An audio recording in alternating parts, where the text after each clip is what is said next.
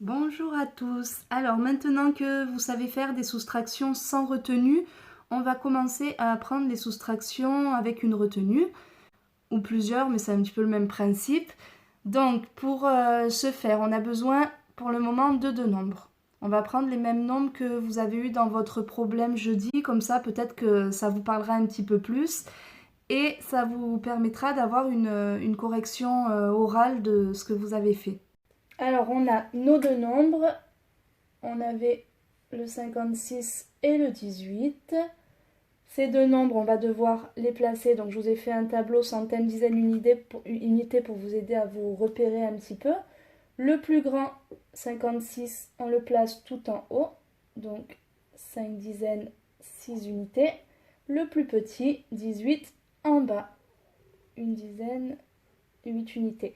On n'oublie pas le signe moins de la soustraction. On n'oublie pas le égal. Et on peut commencer la soustraction. Donc, comme pour les soustractions sans retenue, on commence dans la colonne des unités. Et là, on a 6 moins 8. Et on se rend compte que ce n'est pas possible. Donc, ce qu'on peut faire, c'est rajouter une petite dizaine devant le 6, comme si on avait 16. Et là, 16 moins 8, c'est possible, ça fait 8. Donc on a ajouté une dizaine ici pour ne pas rester bloqué, mais il va falloir la retirer si on ne veut pas que le résultat soit faux. Alors pour la retirer, on la place dans la colonne suivante, en bas. Comme ça, à la prochaine étape, elle sera retirée. Et on passe à la colonne suivante, donc celle des dizaines. Et dans la colonne des dizaines, on se retrouve avec 5 moins 2, parce que 1 plus 1, ça fait 2. Et 5 moins 2, ça fait 3. Et on a le résultat de notre soustraction.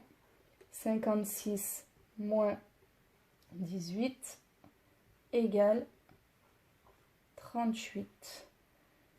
Et ce 38, on dit que c'est la différence de la soustraction. La différence, c'est le nom qu'on donne au résultat d'une soustraction. On peut même, comme on a déjà appris en classe, vérifier ce résultat pour voir s'il est juste en faisant une addition et donc en partant du bas vers le haut. Parce que l'addition, c'est l'inverse de la soustraction. Donc on vérifie, 38 plus 18, vous pouvez vérifier, ça fait bien 56. Et là, la soustraction est juste. Alors maintenant que vous savez faire, on va essayer avec des nombres à 3 chiffres. On va prendre, allez, 269 et 458. Donc, on met le plus grand en haut. Le plus grand, c'est 458.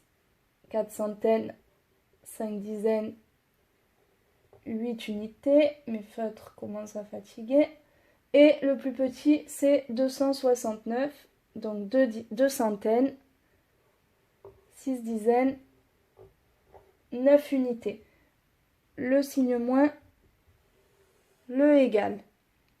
Donc on commence comme d'habitude par les unités. 8 moins 9, ce n'est pas possible. On rajoute une dizaine pour faire comme si on avait 18. Et on la rapporte en bas dans la colonne d'après pour penser à la retirer.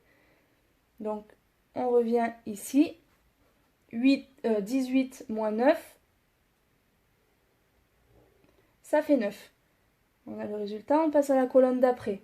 5 moins 6 plus 1, ça fait 7. Donc 5 moins 7, ce n'est pas possible. Alors on va faire comme tout à l'heure. On va faire comme si on avait 15. Et on n'oublie pas de rapporter la dizaine ici pour la retirer après. Donc on se retrouve ici avec 15. 15 moins 7, ça fait 8. Ensuite, on s'occupe des centaines. Ici, on en a 4. Ici, 3. 1 plus 2.